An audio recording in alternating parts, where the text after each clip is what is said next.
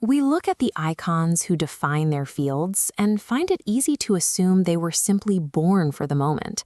And when Sachin Tendulkar steps onto a pitch, it simply looks like destiny. We see A.R. Rahman with his Oscars and conclude that his mind must operate on a different frequency than ours. This natural talent myth is deeply ingrained in how we view success. Author Robert Greene argues that this perspective is actually just a defensive reflex. By labeling others as born geniuses, we give ourselves permission to accept our own mediocrity. Real mastery follows a predictable 10,000-hour system. Years of disciplined practice eventually force the brain to build new physical connections, shifting the work from conscious effort to instinctive action. The path begins by looking backward at the primal inclinations of your childhood. These are the activities you lost yourself in before the world told you what was practical. Leonardo da Vinci spent his youth in the woods of Vinci, obsessively sketching insects and plants. He followed that specific curiosity into a career that bridged the gap between art and hard science. Charles Darwin realized that survival in nature depends on finding a unique niche.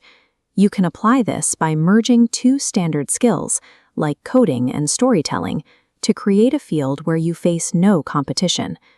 Unfortunately, many people simply abandon these deep inclinations for the counterpath. They choose careers based on a parent's expectations or the promise of a high starting salary. If you choose a field for status, you eventually lose to the person who loves the work. Their deep obsession allows them to put in 10 times the daily effort without experiencing the crushing burnout that you will eventually face. Entering the apprenticeship phase requires a total shift in priorities. For the next 7 to 10 years, you must value the acquisition of skills over immediate wealth or titles. You enter as a silent observer. In any new environment, your first task is to decode the hidden culture and the unspoken rules that govern how people actually succeed in that room. Then comes deliberate practice. Most people repeat what they already know, but masters spend their hours isolating and attacking their specific flaws until their most difficult tasks become completely effortless.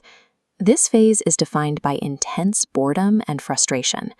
Staying with that discomfort instead of quitting is what forces the brain to adapt, eventually turning conscious struggle into second nature.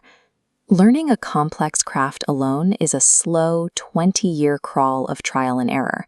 A mentor provides a surge in efficiency. They hand you the shortcuts and refined intuition that took decades to acquire, compressing your learning curve. To earn this guidance, you must provide value first. By taking over their daily burdens and saving them time, you earn access to the nuances of the craft they don't share with outsiders. But mentorship isn't a permanent state.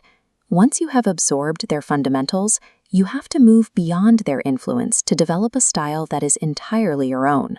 Talent alone isn't enough to survive.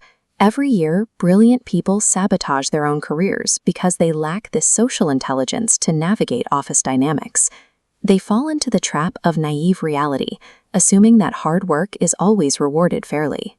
In reality, workplaces are shaped by human ego, insecurity, and shifting emotions.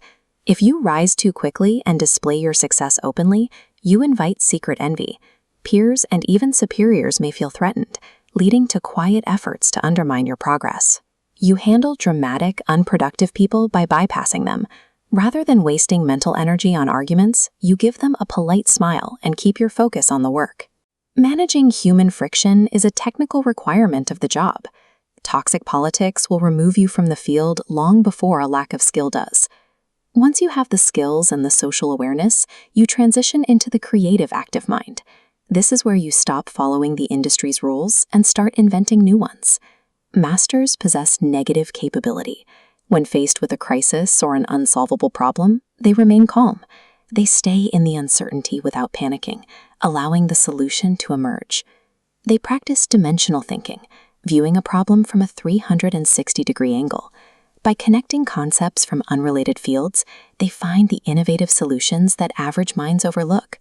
This level of creativity comes from understanding the deep logic behind the rules.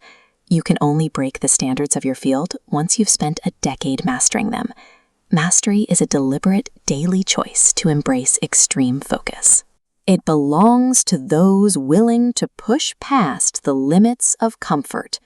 Put away the distractions of the modern world. Find the niche that matches your inclinations and start logging your own hours today. We build geniuses through this systematic process, and that process is available to anyone willing to follow it.